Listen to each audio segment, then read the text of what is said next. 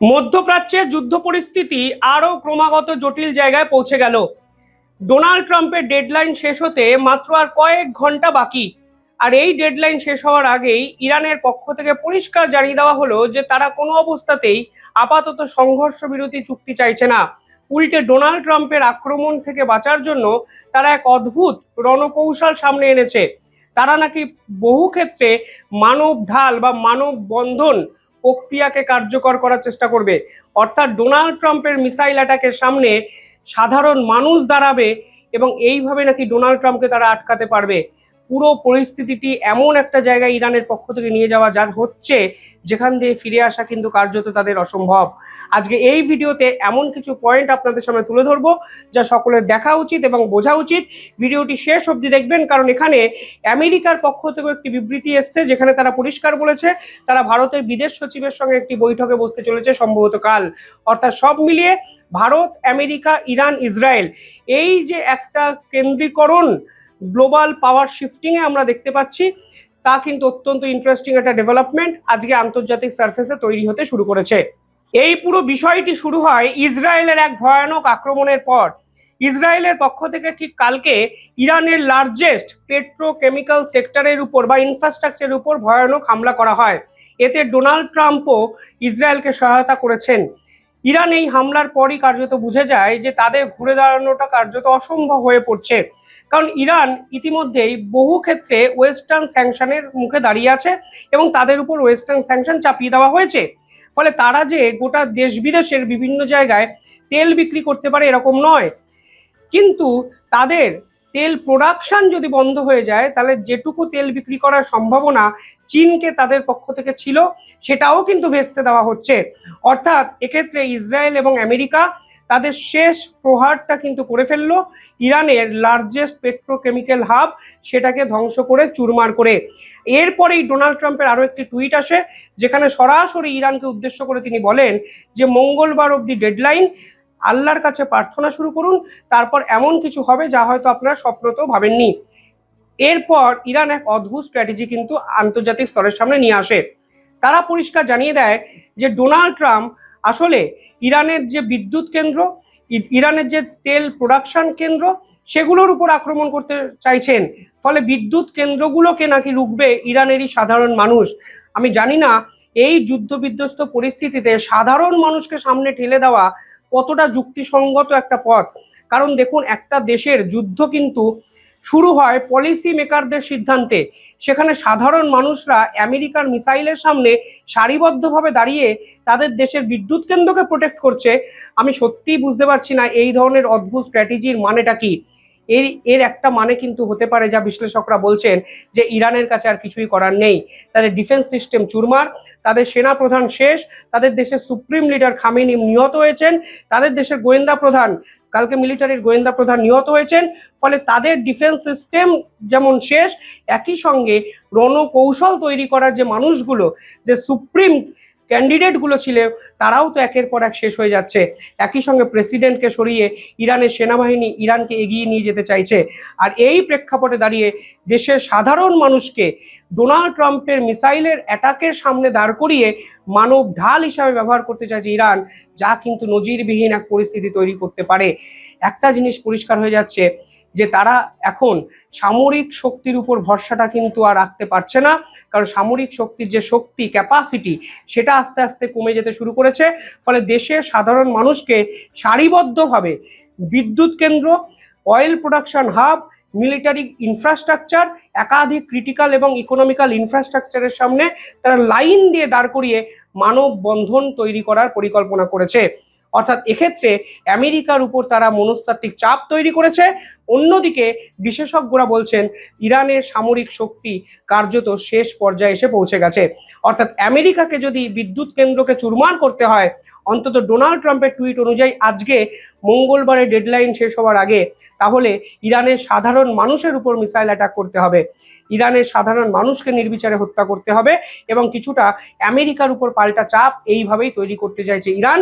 তা কতটা সাকসেসফুলি তারা করতে পারে তা দেখার জন্য ঘন্টাখানেক অপেক্ষা করতেই হবে। পাশাপাশি কালকে আমেরিকার পক্ষ থেকে ডোনাল্ড ট্রাম্পের যে প্রশাসন, তারা ইরানকে সিজ ফায়ারের জন্য বৈঠকে আবেদন জানান এবং প্রাথমিকভাবে মনে করা হয়েছিল যে আমেরিকা ৪৫ দিনের জন্য এই যুদ্ধটি বন্ধ করতে চায়, কিন্তু ইরান সকলকে চমকে দিয়ে আমেরিকার উপর পাল্টা 10টি শর্ত চাপিয়ে দেয়। 10টি শর্তের মধ্যে ইন্টারেস্টিং 4-5টা পয়েন্ট যেগুলো আমি আপনাদের সামনে বলতে চাই। আমেরিকাকে লিখিত দিতে হবে যে ভবিষ্যতে কখনো ইরানের উপর তারা আক্রমণ করবে না, অর্থাৎ ইরান নিজের মতো করে এগোবে, তারা যা ইচ্ছা করতে পারে। আমেরিকা আর ইরানের যে রাজনীতি, যে আন্তর্জাতিক সম্পর্ক, কোনো কিছুতেই আর হস্তক্ষেপ করতে পারবে না। দ্বিতীয়ত, ইরানের পক্ষ থেকে বলা হয়েছে এই যুদ্ধে যে ক্ষয়ক্ষতি হয়েছে তা রিপে করতে হবে আমেরিকাকে, অর্থাৎ ক্ষতিপূরণ দিতে হবে। যে বিপুল পরিমাণে টাকা ইরানের কোষাগার থেকে রীতিমতো শেষ হয়ে গেছে, ধ্বংস হয়ে গেছে যুদ্ধের কারণে, তার ক্ষতিপূরণ আমেরিকাকে দিতে হবে, তাহলেই তারা সিজফায়ার করতে রাজি হবে। তৃতীয়ত, এখানে বলা হয়েছে যে হরমুজ প্রণালীর স্ট্র্যাটেজিক্যাল কন্ট্রোল ইরানের হাতে তুলে দিতে হবে, অর্থাৎ আমেরিকা চাইলেও এই হরমুজ প্রণালী আর আন্তর্জাতিক স্তরের একটি নিয়ন্ত্রক কেন্দ্র হিসাবে দাবি করতে পারবে না। ইরানি রক্ষাকর্তা বিধাতা হিসাবে এই হরমুজ প্রণালীর কন্ট্রোলটি নেবে। 4 নম্বর বলা হয়েছে যে মিডল ইস্টে যতগুলো আমেরিকান বেস আছে সেই বেসগুলো থেকে আমেরিকান সৈন্যদের প্রত্যাহার করতে হবে এবং মিডল ইস্টকে আমেরিকান যে দাপট বা দাদাগিরি, যে আগ্রাসন, সেই আগ্রাসন মুক্ত করতে হবে, যা কার্যত আমেরিকার পক্ষে মানাটা সম্ভব নয়। এবং পঞ্চমত পরিষ্কার বলা হয়েছে যে তারা তাদের নিউক্লিয়ার প্রোগ্রামকে চালিয়ে যেতে পারে, ইন্টারন্যাশনাল ইনভেস্টিগেশন হয়তো তারা রাজি হবে, কিন্তু কোনো অবস্থাতে নিউক্লিয়ার প্রোগ্রাম ইরান আর বন্ধ করবে না। এবং আন্তর্জাতিক সংগঠনের সামনে আমেরিকাকে এই মুচলেখা দিতে হবে যে ভবিষ্যতে নিউক্লিয়ার প্রোগ্রামকে সামনে রেখে তারা অন্তত ইরানের উপর আর আক্রমণটি করবে না। অর্থাৎ সব মিলিয়ে ইরানের পাল্টা দাবি আমেরিকাকেও কিন্তু কিছুটা হলেও বিপাকে ফেললো। অর্থাৎ পুরো বিষয়টা যদি স্টেপ বাই স্টেপ সাজান তাহলে দেখবেন পরিস্থিতি ক্রমশ আরো জটিল জায়গায় চলে গেল। প্রথমত, ইসরায়েল ইরানের পেট্রোকেমিক্যাল লার্জের যে সেক্টর হাব তা ধ্বংস করে দিয়েছে। ইরানের ইকোনমিক্যাল ব্যাকবোন যেটুকু অবশিষ্ট ছিল সেটুকু ধ্বংস হয়ে গেল।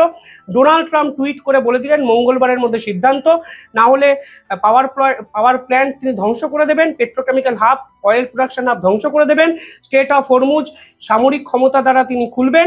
এরপরে ইরান পাল্টা স্ট্র্যাটেজিক্যাল একটা মুভ চাললো যে মানব বন্ধন দাঁড় করিয়ে রাখবেন, মানব ঢাল তৈরি করবে এবং পাল্টা শর্ত আমেরিকাকে চাপালো যে আমাদের দাবিগুলো মানো, তাহলে আমরা সিজফায়ারে এগ্রি করব।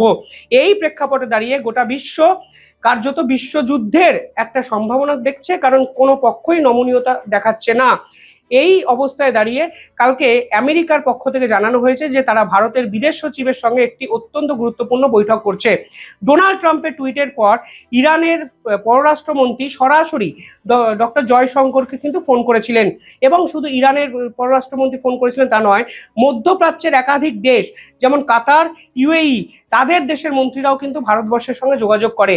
লক্ষ্য এক, যে কোনো অবস্থাতেই এই যুদ্ধ যেন গোটা বিশ্বের যুদ্ধতে পরিণত না হয়, কারণ যদি ইরানের উপর ফাইনাল কাউন্টার স্ট্রাইকে আমেরিকা যায় তাহলে কিন্তু একাধিক প্রক্সি গ্রুপ ইসরায়েলের উপর আক্রমণ করবে, যেমন হাউতি, যেমন হিজবুল্লাহ।